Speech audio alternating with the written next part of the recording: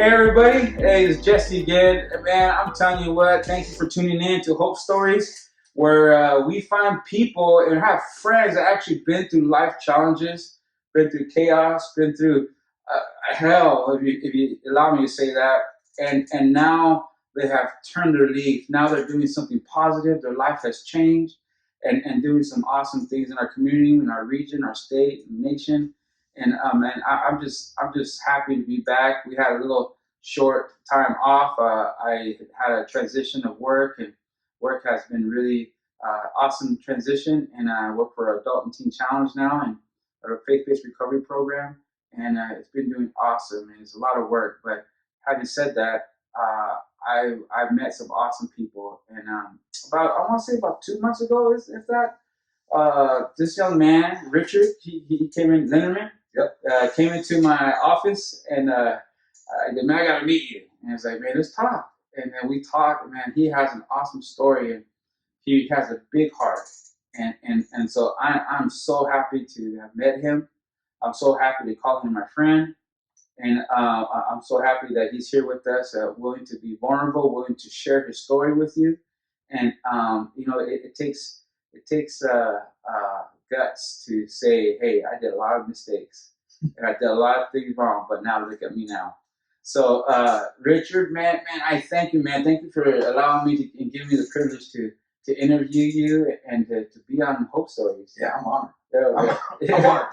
You want my little story? Yeah. You want to hear my story? Okay. So, I'm impressed. Yeah, here you go. He has an awesome thing going on. I'm going to allow him to share his organization with you guys at the end.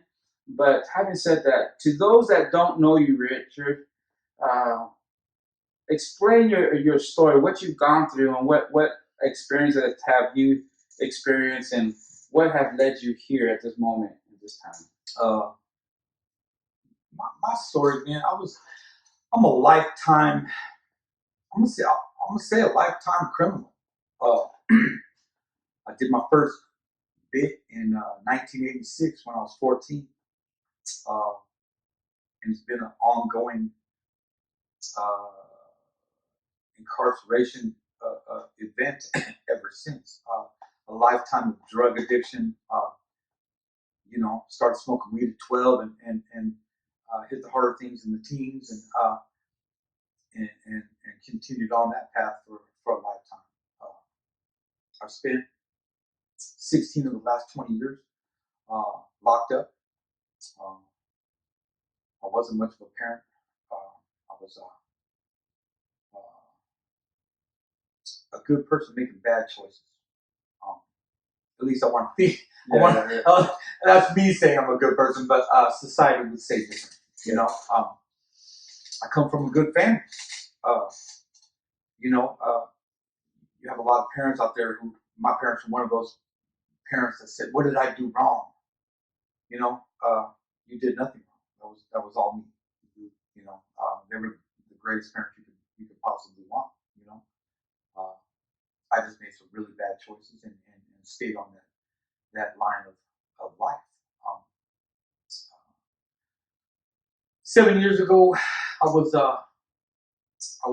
Washington's most wanted fugitive. Um, I was wanted for attempted murder. Uh, it was I guess when I turned myself in on that charge, right? It was a game changer. You know, you I'm looking at over 30 years in prison, man, and life as I knew it was over. That was a wrap.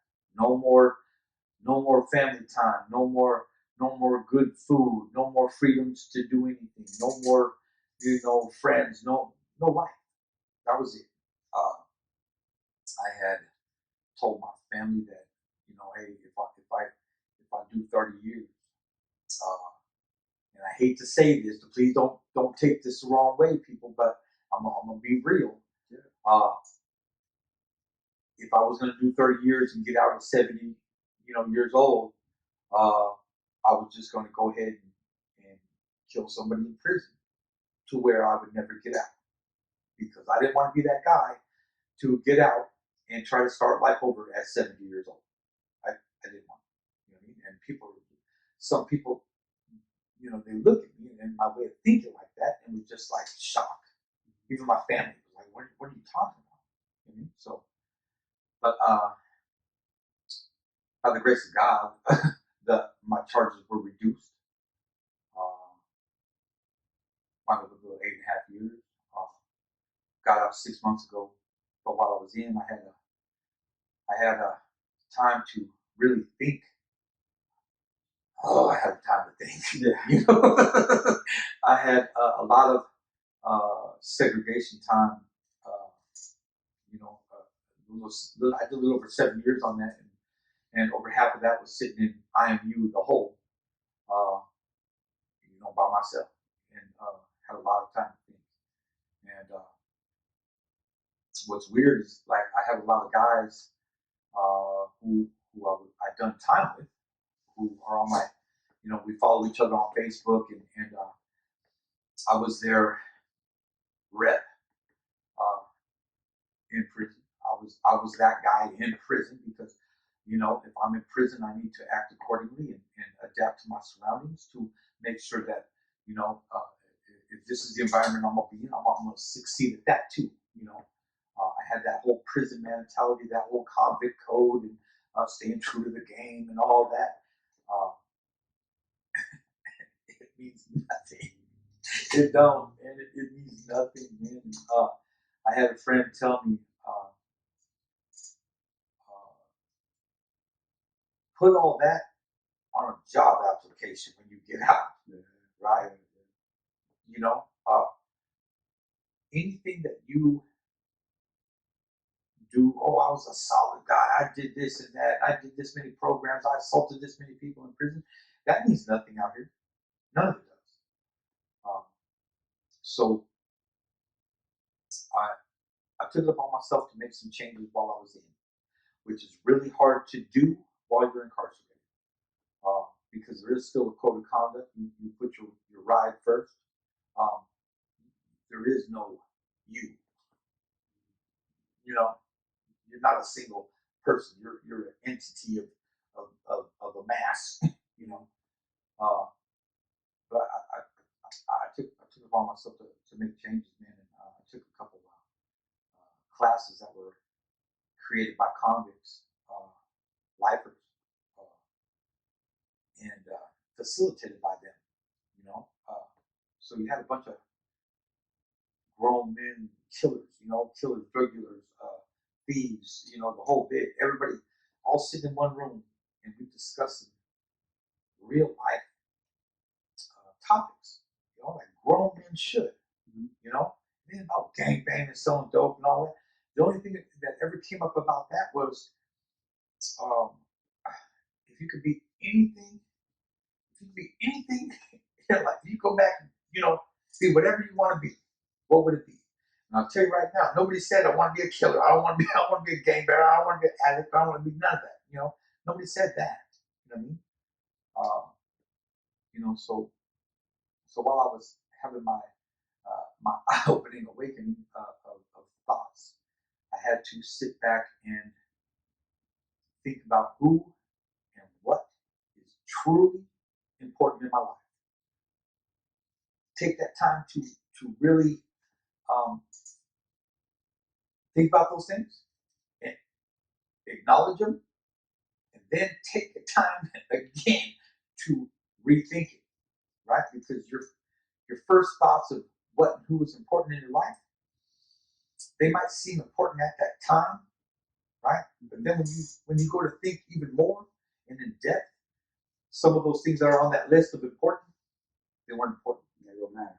And then you start narrowing it down. Yeah. You know what I mean? So you might have had a list of 20 things.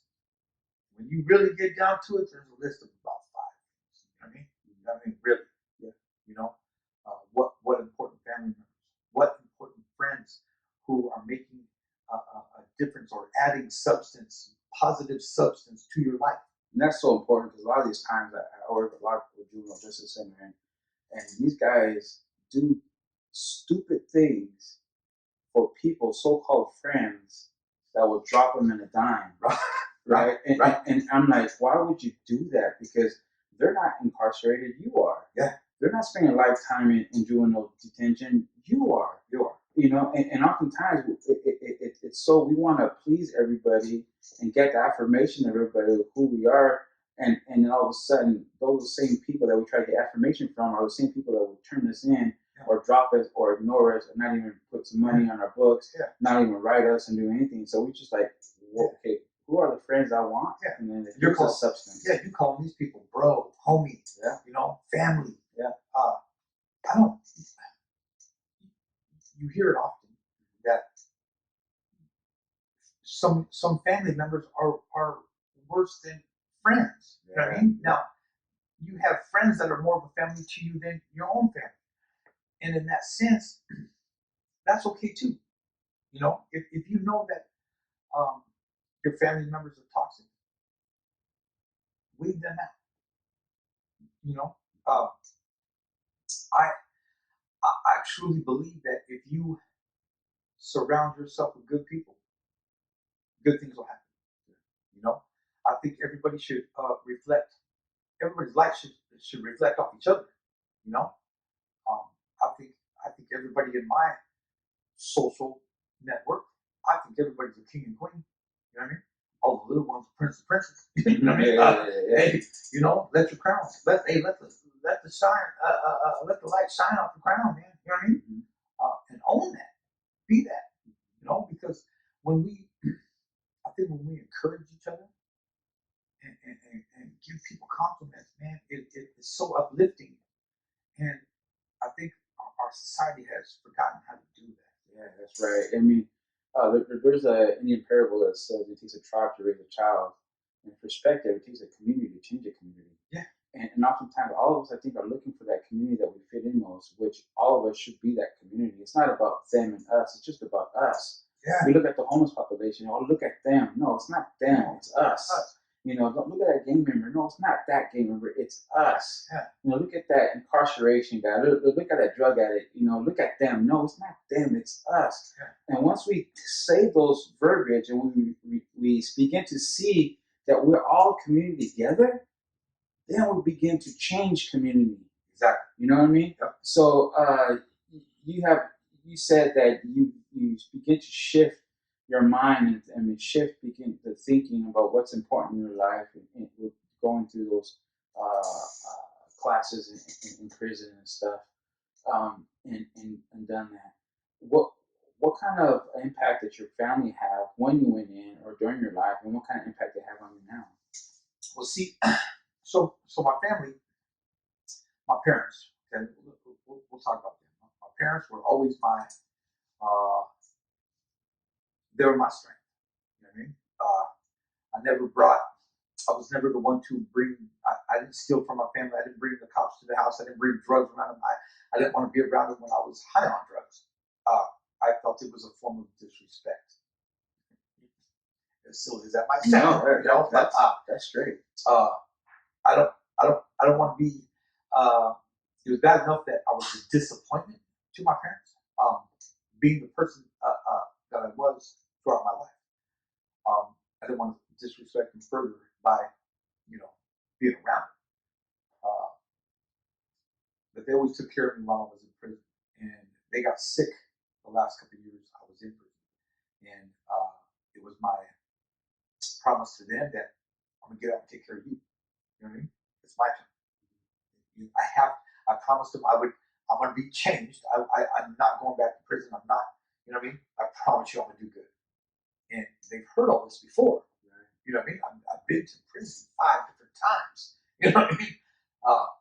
That's 5 times in the past 20 years. But so I've been, you know, I mean, it's been a lot more than that. But with that being said, you know, their mind is slipping due to dementia. So I have to keep that promise because that was the last one that, you know, on a true sane moment when they were there. You know what I mean? Fully, I made those promises. I'm gonna keep that. My kids, me as the person I am, I have a lot of regret. I was never dad of the year. I never got to see my kids in school or go to school plays or watch them play sports or none of that. So my kids suffered the impact of my my drug use and my criminal activity. Uh, but I never thought of my family as being victims, because we think of when you're in active addiction, you think of it as it's just personal. I'm not hurting nobody but myself. Yeah.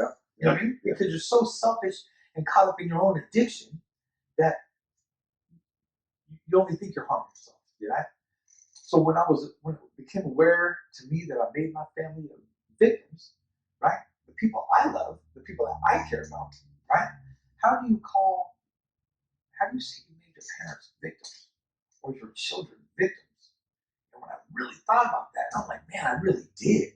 You know, my oldest daughter coming to visit me, bringing my grandkids to the prison. I watched my grandkids grow up in prison. I used to have to. They're about to turn 13, mind you. So, go boys. But so we would take the same picture of us standing up in the same position every time they come to visit, so I see how much they grew. You know what I mean? So they started down here, then now they're up here. So I have all of that, and it's sad to say that that's the way I had to watch them grow up. And so when I got to thinking about that, it was like, man, I didn't see my kids. Now I'm not seeing my grandkids. More victims, Yeah. more victims, and it's like, man, I can't have that. So how do you stop that cycle? Because I've known generational criminal families, and I can name some right now, but I'm not going to name them. But well known in Tri-Cities that they started back then when I was a kid, and now I've seen their grandkids, I've seen their kids. It's a domino effect. Yeah. So how do you, in your mind, how do you stop that generational activity? So you know how the old saying goes: you lead by example. Yeah. Right. Yeah. I said this recently on an interview that if you want to be the change, if you want to change, make a change, you have to be the change. You want to make a difference, you got to be the difference. Right. Now, in order for that to happen, if you've reached the age where enough is enough, and you want to make your change, and you have to show everybody around you, this is the new gangster. Me and Joel, we say that all the time. This is what's gangster now. This is what's cool. You know what I mean? We've been all that. So when you're doing good things, right? Hey man, if you got, I've been doing this recently, man, where you got kids who are on the fence of, do they want to? They've already dabbled. These young guys or whatever, young ladies, you dabbled. You're still in and out. Okay, you still don't know which way to go. We invite them, right? Get them involved in the things that you're doing in the community. And even if it's not in the community, you know what? If you're just going down to get some families together to barbecue and swim and all that, because it's showing Community. Exactly. Real community. This is what it's about. Yeah. Yeah. Like me and your wife were talking. People forgot how to be neighborly. Yeah. People don't. How many of you wave to your neighbors? It hardly mow the grass or say, hey, I see something. If you see your neighbor's garbage cans in the street that were empty, hey man, be nice, take it over. You know what I mean? Yeah. Put it back in their driveway for them. Right. You know what I mean? Right. Simple gestures. Right. People don't do that. How many people hold the door open for anybody anymore? Yeah. These are how often do you smile at a total stranger in the store? Right. Right. Now I say it all the time in my posts. Take time to smile, because a lot of people have forgotten how to smile. They've forgotten what happiness is, right? And people are shocked coming somebody like you. Like you have the tattoos, you have a big, and you're like, hey, how are you? And they're like, you're talking to me? Like what? Like, and it's crazy because oftentimes I think society, I call Tri-Cities altogether separate. Meaning we live together, but all of us have separate lives and separate communities that we deal with, separate towns, separate suburbs, to the east side, to the west side, to central, town, whatever it is, and we all live to separately. Even though we could be neighbors, even neighbors in front of me, beside me, behind me, yet we don't know nothing from each other. Yeah. Right. And for me, it's like we're all together separate, but there's a moment in time that I think we need to come together in realization when there's a big something, an incident that happened. One of the times that I remember is 9/11. When 9/11 hit, we're looking at, we're coming to August, now we're looking at September. 9/11 hit, all the world came together and loved on each other at that moment. But then also it seems it's sad that a tragedy has to happen for people to come together, right? And it just boggles my mind. But Rich, what would you say to a family member that says, "Man, you know what? My son, my daughter is going through this right now. They've been incarcerated, or drug addiction, or they're just causing a havoc, and I don't know what to do. I've been trying to do." What kind of advice could you give a parent or a loved one that has a loved one going through this? You, this is one of those questions where it's always up for debate. It's always a tough subject to endure. So, me on a personal level, uh, let's just take my incarceration for example. If if I was incarcerated, nobody took care of me, would I really want to be sitting in prison, right? Because you wouldn't have the comforts of somebody taking care of you because it's enabled, right? If you have a family member, a child, a teen that's in active addiction, and you feel that that coddling them, uh, or playing into their emotions and enabling them to continue on their path is productive, it's not. It's really not. They're going to continue doing it because they know that they're going to play on your emotional heartstrings to get what they want to continue their addiction to their criminal activity, whatever it is, right? So at some point, you have to, you really do, you can love unconditionally. Nobody says you cannot love unconditionally. Right? You can love from afar. Right? If you truly love your kid, stop enabling them. I mean, for real. Stop giving them the money. Stop giving them a house. Every time they come back from a dope run and they want to sleep it off and eat and recoup and then go right back out again. Stop doing that. And people might say, "Man, I can't do that. I can't see my son out on the streets. I can't see my daughter on the streets." And I think one of the times that I've mentioned this before is like, you can't see it because why? Because you can't really see them out there, or because it would hurt you and feel like you're a failure. So is it about you, or is it about your son or daughter? Exactly. And we have to come to a realization that we have to say, enough's enough. I love you enough to kick us out the house. Yeah. I love you enough to stop giving you money to continue your habits. I love you enough to say no.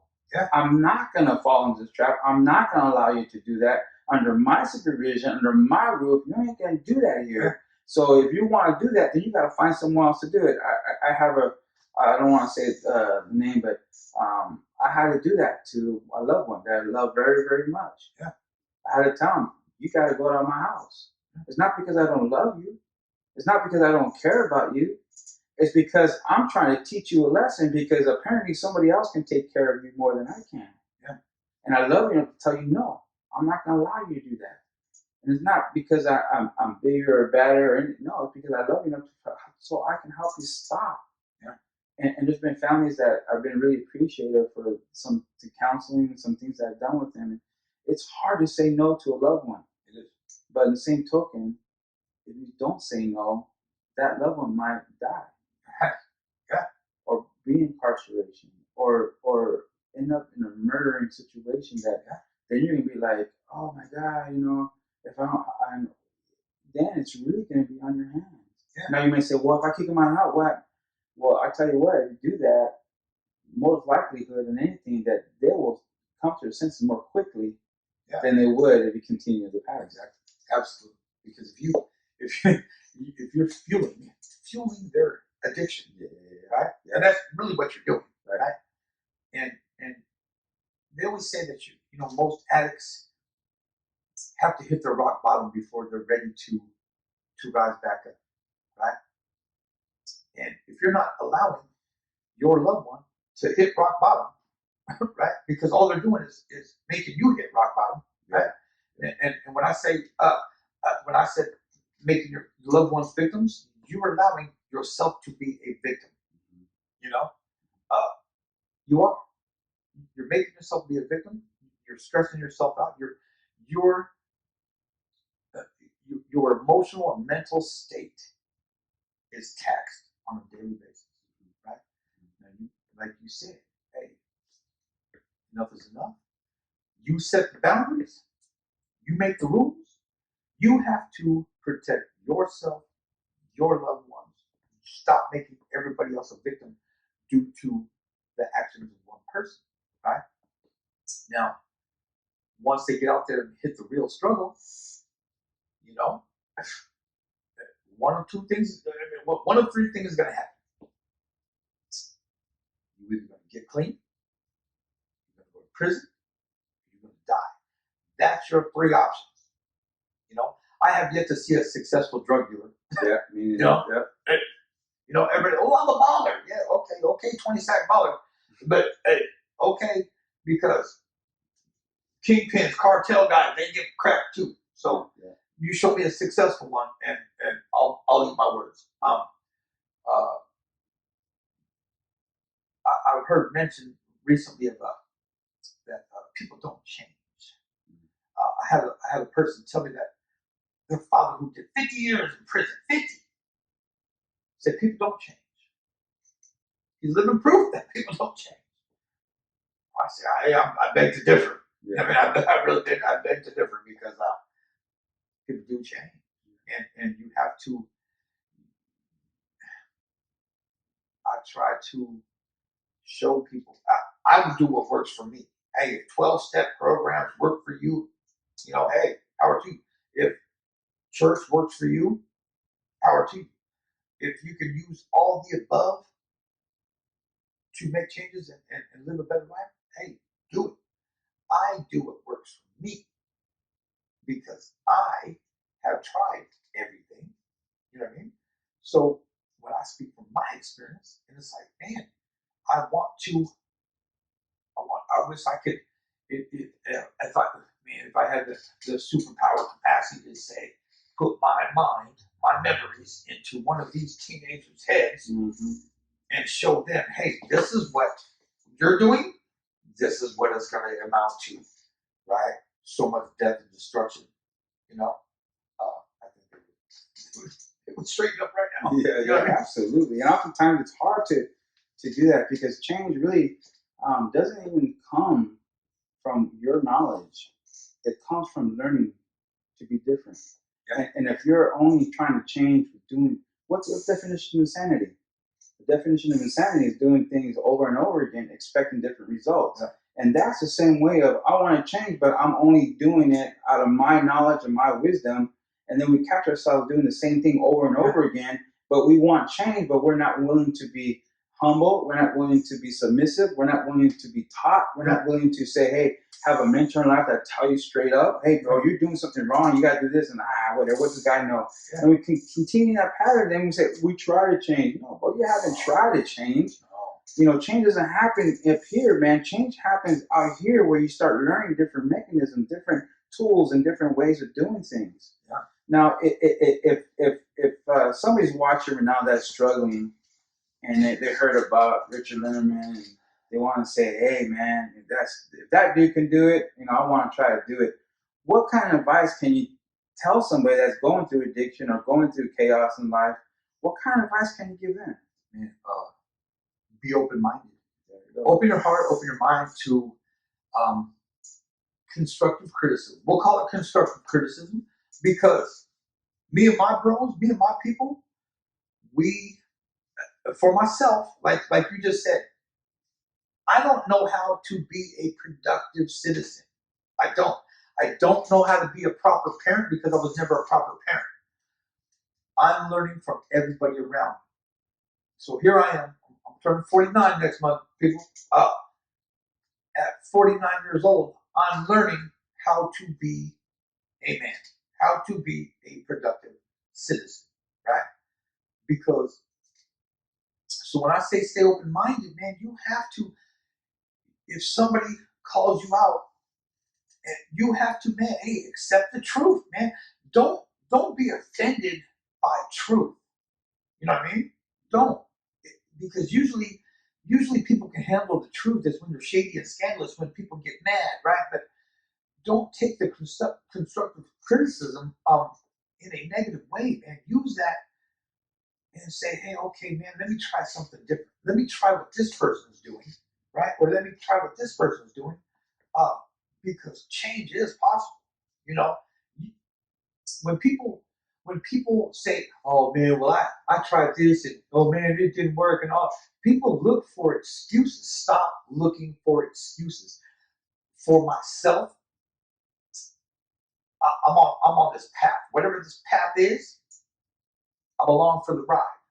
I don't try to dictate the journey of this path because every time I try to dictate everything that's going on in my life, I always revert to the back to the things I know, which everything I know is wrong. It's proven. It's been a lifetime of proof, right? So just go along with the ride. You put in a little gas money. If you're doing the right thing, and as simple as that, if you're doing the right thing, you can't say, "Oh, well, this cop he arrested me." Well, because you were breaking the law. You know what I'm saying? No, you can't be mad because you were breaking the law. Right. And oh, well, F them. No, you were breaking the law. You did something wrong. If you stay right, right? I've had a lot of officers come up and fist bump me. Hey man, I've been following you. You're doing good, right? That in itself is shocking, right? Yeah, Right? That is shocking. But the thing is, like the bro said, they're not trying to arrest us anymore because we ain't out there doing dumb stuff, right? Right. So if you're just doing the right thing, it is as simple as that, man. Do the next right thing. Just keep doing the right thing. Change is gonna come easily, right? Don't look for excuses. Look for answers. You know what I mean? If you're looking for an excuse to be a mess up, you're gonna find it. But if you're looking for the answer, you're gonna find the answer. Somebody's gonna give you the answer. Somebody's gonna show you the answer. I'm not. I don't tell. I can't tell. I can't. I can only help people so much, right? As in, I can show you. I can tell you how I did it. Show you how I did it. Show you what I'm doing. But if you're not willing to put out the effort to do it yourself, That's right. I can't do it for you. Right. So that's where, Yeah. you know what I mean? It's like that saying, man, you can lead a horse to the waters, but you can't make him drink it. Right. And oftentimes people say, well, I want to change. You know, they have the tools to change, they have the mechanisms to change, but they continue doing the same thing. But they say, well, I tried. No, you're not, bro. No. And that's one thing that frustrates me because I see a lot of get in prison and talk to some guys in there, really good people in there, man. Yeah. There really is good people that really in here want to change, but like you said, their environment, they have to be a certain way, but yet they're really good, solid people up in there that and when they come out, so you're one of them. When they come out, man, hey, that's it. You know, I ain't going back. You know, forget that mess. And you have to connect to a community. Speaking of community, bro, tell me what you're doing now. So tell me what's going on to this shirt, incarceration to inspiration. Tell us about that, man. You know, when we talk about doing the good thing, this is our whole goal is to inspire others to do good things. We are not a focused group of, we're not, it's not about recovering drug addicts. It's not about ex-cons. It's not about that. It's about doing good for others. It's about creating smiles. That is our whole goal, is to create smiles, because it's simple. Now, my my part in all this is it started off by just trying to uh, inspire others, right?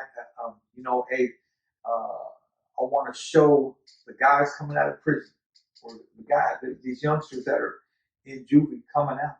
This is what's possible, because if me, lifetime criminal, can just boom get out, I got out 6 months ago, people, 6 months, and I'm on a path. I'm on a path, man. I'm on a righteous path, man, and the community is loving what I'm doing, because we're doing it as a community, man. When you got a bunch of ex-cons, recovering addicts, man, doing good things in the community, man, and showing people this is what's possible, right? What's wrong with everybody else? What's your excuse? Because there we go again with the excuses. People sit back and complain, but what steps are you taking to make a change? You know what I mean? Don't sit back and just do this. I walk my talk. Absolutely. I told myself I need to prove myself not only to my family and friends, but to the community, because I'm going to break the stereotype. Me and Joel Watson and every other person in my group that is an ex-con and recovering addict, we're breaking the stereotype of convict. We're breaking the stereotype of addict. I promise you. You know what I mean? I promise you. And I'll stand by it. I will stand by it with actions. You know, I'm not going to sit here, and we're not going to sit here and just talk, and we're going to show you. You know what I mean? We've been showing you. We've been showing you. Our thing is from the kids to the elderly. We try to create smiles. Our community has been without work crews and the parks and recs people being at full bore, and with people not working, our community has been filled with trash. But we're picking it up. You know what I mean? It's a little bit at a time, right? But hey, 20 long bags of trash, man, in one spot, hey, it's something. Yeah. Now, if you get, if us 10, 15, 20 people can do it, man, what's going to happen if we get a community to do it? Oh, that's right. That's you know? right. Yeah. And it's not just about picking up trash, man. You know, and I just had a single, this is real talk. I had a single mom with a 6-month-old baby in the stroller, pushing her stroller through a field, picking up garbage, right? I had a 72-year-old lady in the field, 105 degrees outside, picking up trash. What's everybody else's excuse, man? This single mom went out with her baby yesterday with snacks and bottles of water, man, and passed it out to our homeless community. You know what I mean? Because, it's hot. It's hot, man. People need to eat. People need to hydrate. You know what I mean? These little acts of goodwill, man. It's just, I'm happy for these people. You know what I mean? I really am. I'm happy for who they are now, because that single mom just recently was a convict. You know what I mean? She's another ex-con that came out, being a super mom, working, doing for the community. And if she can do this, come on, man. That's awesome, bro. That's awesome. That makes me so happy. And I'm a community guy. I love community. I love our city. I love our people. And it's just, what really breaks me is the stereotypes of ex-addicts, ex-cons, and those that just fires me up. Can I throw this in real quick? Okay, go. I've had a lot of people ask me or say to me, "Hey, I've never been to prison. I've never committed a crime before, but I like what you guys are doing. Can I join your group?" Let me tell you this right now. Our group is not just strictly for addicts and criminals. It's not. If you have been through a toxic relationship, depression, stress, just overeating, whatever your personal prison was, that's your personal incarceration, right? Now, either if you've overcome it, right, that's freedom. I want to know how you achieved your freedom. I want you to tell others how you achieved your freedom from that, from whatever your prison was, because others are still suffering from that. And they need an outlet. They need to know how you did it. Now, if you are still suffering in this, join my group, because there's people in my group that are going to help you. We're gonna lead you out of prison. We're gonna give you the key. You know what I mean? Yeah. We hold the keys, and we want everybody to have the freedom of choice to be happy, man. Everybody needs to find their self-worth. If every individual, you find your self-worth and you find your own personal happiness, when you get together with everybody else that has that, I mean, come on, man. Yeah. You know what I mean? You got a pile of happiness, man. I mean, yeah. Man, let's do this. Yeah, I mean, I'm so excited, bro, and praying for you and praying for your team, praying for my homeboys, Mark McKee and Joe Watson and all those guys, man. What's up, fellas? Right. And I'm just happy that you're giving an opportunity of change within our community. And you're giving opportunities, like you're just saying, it says opportunities of a lifetime have to be seized in the lifetime of the opportunity. Yeah. Opportunity of a lifetime have to be seized within the lifetime of the opportunity. And you're giving that opportunity to people to change by doing service, by hanging out with a healthy community, by making a difference in not only this community, but I believe the world is watching you, bro. Yeah. And so, guys, like their page. It's Incarceration to Inspiration. Has that logo in front there. If you want to give a donation, I believe that in donation you're giving a shirt, t-shirt. Or so we fundraise by selling shirts and decals. Because doing things in the community, it isn't free. I pulled out my pocket a lot, and I'm not rich by no means. Yeah. You know what I mean? I accept small donations, and the rest is just me and a couple of my peeps, man.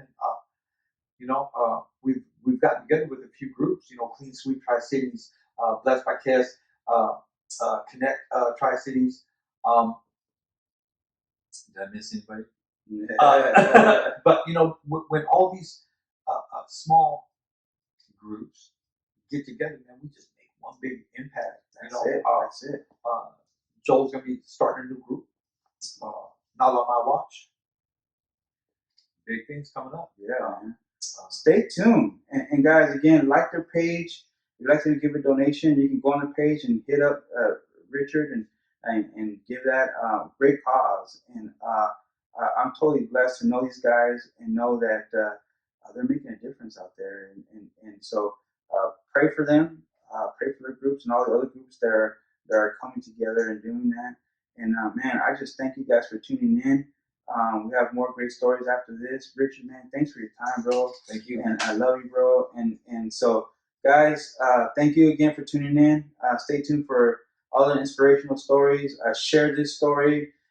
Share them with your family. Share them with your granddaughter, your grandson, your cousins, your aunts, your chihuahua, everybody. Just share the heck out of this video and share this story, because I bet you anything that's going to bless somebody and possibly help somebody change because of this story. So guys, God bless. Talk to you soon. See you next week. Bye. Thanks, bro.